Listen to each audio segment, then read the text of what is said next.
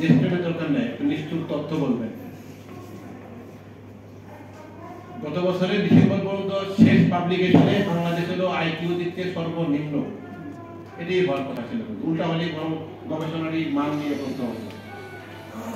আরেকটি হলো এবার পাবলিক মে মাসে এপ্রিল মাসের শেষ সপ্তাহে রাষ্ট্রভিত্তিক বিজ্ঞানীদের সংখ্যা, এখানেও অবস্থান খুব সুদৃঢ়, এমনকি আফগানিস্তানও বিজ্ঞানীর সংখ্যা বাংলাদেশের বেশি।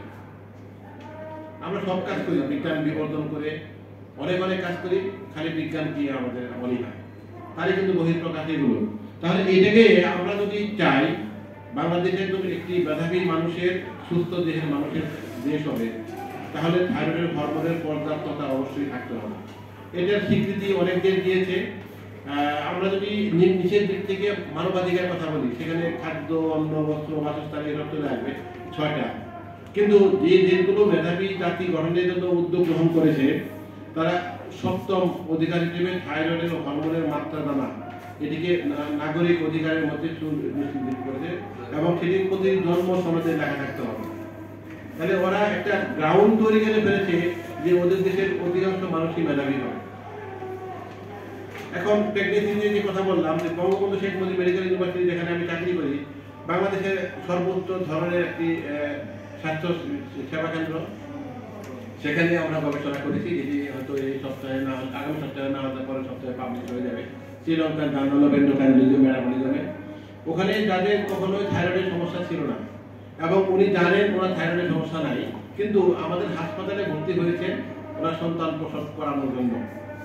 এদের মধ্যে গবেষণা করে দেখা গেল যে 8.4% হাইপোথাইরয়েডিজম আছে, যেটি বাচ্চার জন্য একটি খারাপ। আমরা পরবর্তী স্টাডি পরিকল্পনা বাচ্চার কি ক্ষতি হলো, তাহলে এই বাচ্চাটি কিন্তু আর মেধাবী হওয়ার কোনো সম্ভাবনা নেই। এখন বঙ্গবন্ধু শেখ মুজিব মেডিকেল ইউনিভার্সিটি যেখানে, এইখানে যদি এটি হয়, তাহলে আপনি কল্পনা করুন যে রংপুরে কেমন হবে, বরিশালে কেমন হবে, পটুয়াখালীতে কেমন হবে, আরো বেশি হবে। তাহলে আরো বেশি সংখ্যক সন্তান মেধাবী না হওয়ার রাস্তা তৈরি হয়ে গেল এবং এই মেধাবী হওয়ার পরে কোনো রাস্তা নেই। মায়ের পেটে যদি থাইরয়েড হরমোনের ঘাটতি থাকে, বাচ্চার যে মেধার সমস্যা হয় সেটি সংশোধনযোগ্য নয়। কিন্তু দৈহিক সমস্যা, যদি বৃদ্ধিজনিত সমস্যা থাকে, এটি কিন্তু সংশোধনযোগ্য। আরেকটি নির্মমতা, স্কুল লেভেলে পারফরমেন্স যদি সারা পৃথিবীর স্কুল কেন্দ্রিক প্রতিযোগিতা করি, বাংলাদেশ অনেক পিছনে থাকে। চাকরি ক্ষেত্রে তাই হচ্ছে, আপনারা কিন্তু নিজেরা অনেকে এই যুদ্ধ করেছেন। তাহলে আমরা আবারও বলছি যে আমরা মেধাবী সুস্থ দেহের মানুষের জাতি গঠন করতে চাই এবং পর্যাপ্ত থাইরয়েডের হরমোন দেহে বর্তমান তার নিশ্চয়তা থাকতে হবে এবং এটি প্রথমে মাকে কেন্দ্র করতে হবে প্রথমে।